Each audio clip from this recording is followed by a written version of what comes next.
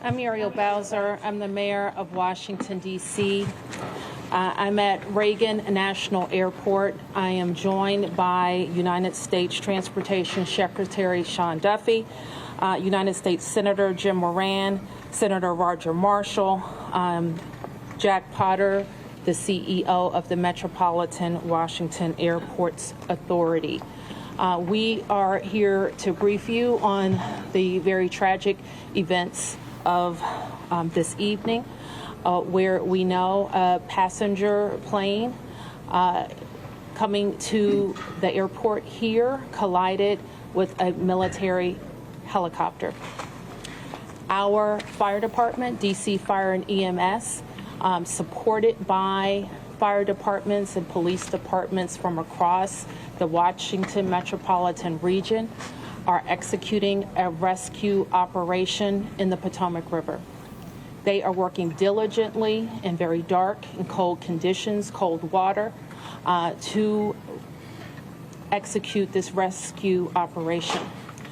We have had the opportunity to be briefed by American Airlines officials. I'm told that American Airlines leadership is on the way to Washington as well. And officials are in the airport talking to families now. We do have a 1-800 number where families should contact us, should contact American Airlines for more information, and we will be providing that information shortly. I am going to turn to a number of officials to provide as much information as we can this evening, and we expect to have more frequent briefings at daylight. So with that, I'm going to turn to Secretary Duffy. Thank you, Mayor Bowser. I think for all of us, we want to extend our thoughts and prayers to those individuals who were impacted by the events tonight, their families. We know this is a very difficult time for all of them. I want to join the mayor and everyone here to extending our thank you to the first responders who, again, in very difficult situations and environments, are out there searching and attempting to rescue. Tonight, I spoke with President Trump and his team in the Situation Room. I had a conversation with Secretary Pete Hegseth as well, and then with the Kansas delegation and the mayor and others in leadership, as well as Governor Youngkin from Virginia and Governor Kelly from Kansas. From the Department of Transportation and FAA's perspective, we are going to offer full support to those on the ground, to the mayor, but also to the NTSB, who is going to be conducting the investigation in this matter.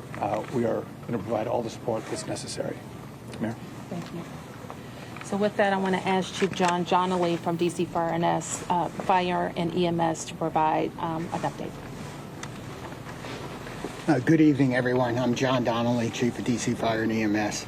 This evening at 8:48, an alert was sounded, initiating a large regional response to a report of an aircraft crash on approach to the airport.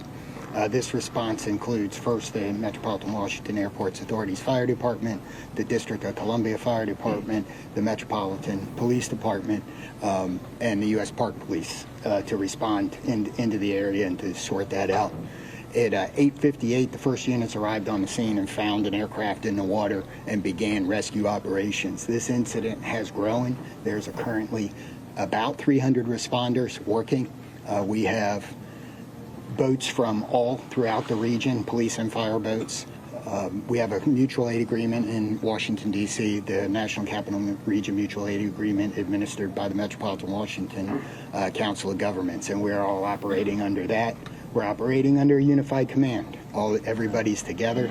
So we also have requested state police helicopters from Maryland, and the Coast Guard helicopter is working. So this is a state and federal response as well. U.S. Coast Guard's got some boats in the water as well. So it's a highly complex operation. The conditions out there are extremely rough for the responders. It's cold. They're dealing with relatively windy conditions. Wind is hard out on the river, so they're out there working. We're doing everything we can to keep them safe.